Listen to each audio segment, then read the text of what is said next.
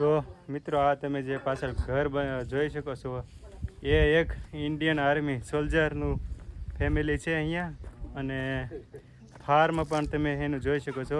કહેવાય છે ને કે ઇન્ડિયન આર્મીમાં એ નાના પરિવારમાંથી જે છોકરા હોય એ ભરતી થતા હોય છે, પણ કેમ ભરતી થાય એ તમે અહીંયા તમે લાઈવ જોઈ શકો છો.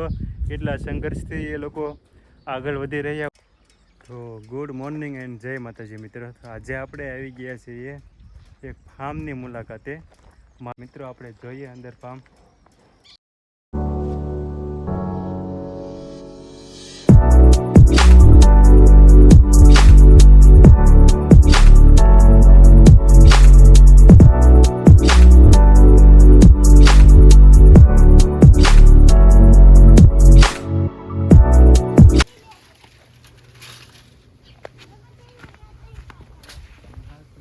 એક મિનિટ.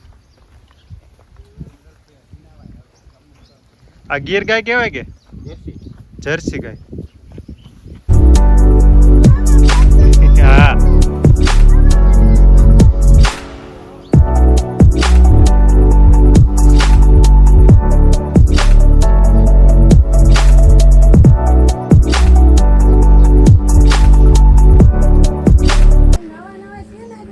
તો મિત્રો અમે આવી ગયા છીએ વાડીમાં. સરસ મજાનું કલ્ચર છે અહીંયા તમે જોઈ શકો છો. જર્સી ગાય કહેવાય છે, ગાય માતા પણ અહીંયા છે. અને સરસ મજાનું લોકેશન છે અહીંયા.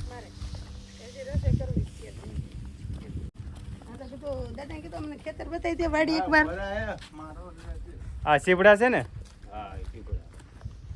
તો આપણે સીપડા તમે જોઈ શકો છો. કાકડી પણ તમે કદાચ કહેતા હશો.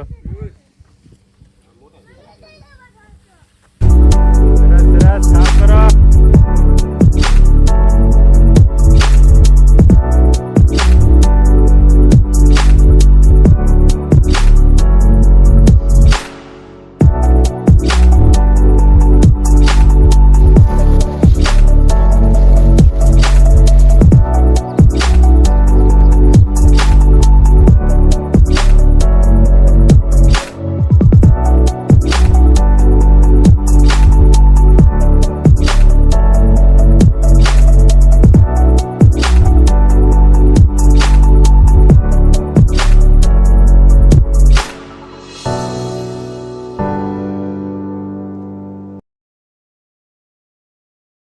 હોય છે અને આપણે હંમેશા એની દિલથી ઇજ્જત કરીએ જોઈએ. તો આજે અમે પણ સિટીમાં રહેતા હોય એટલે આ લોકોને થોડુંક વાડીમાં કામ કરવા પૈસા લાવ્યા છીએ. હા, વાડી આવી ગયા છે રેવા. એમ અમે વાડીએ રેવા આવી ગયા છે ગાઈસ. હવે તમે અમે પાસે મુએ આવીશું વાડીએ કામ કરતી. મને આવડે જ છે હો. તમને એમ લાગશે કે અમને નથી આવડતું. શીતલ રાણીને બધું આવડે.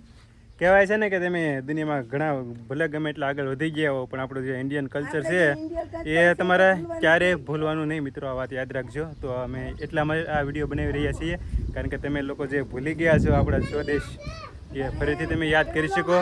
તો જય માતાજી. હવે આપણે જઈએ મહાદેવના મંદિર તરફ.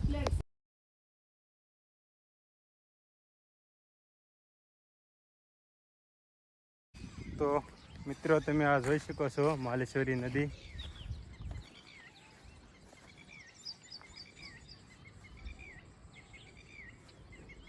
ખૂબ જ સરસ લોકેશન છે અહીંયા. આપણે હજી થોડુંક આગળ મહાદેવનું મંદિર છે, ત્યાં પણ આપણે જઈશું.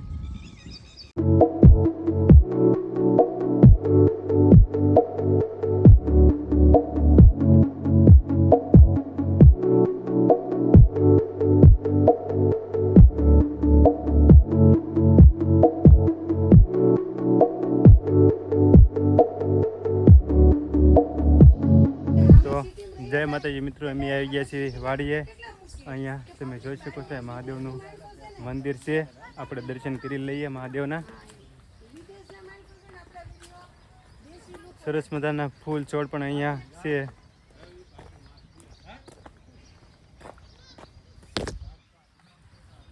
તો મિત્રો આ તમે જે જોઈ શકો છો એ મહાદેવનું મંદિર છે.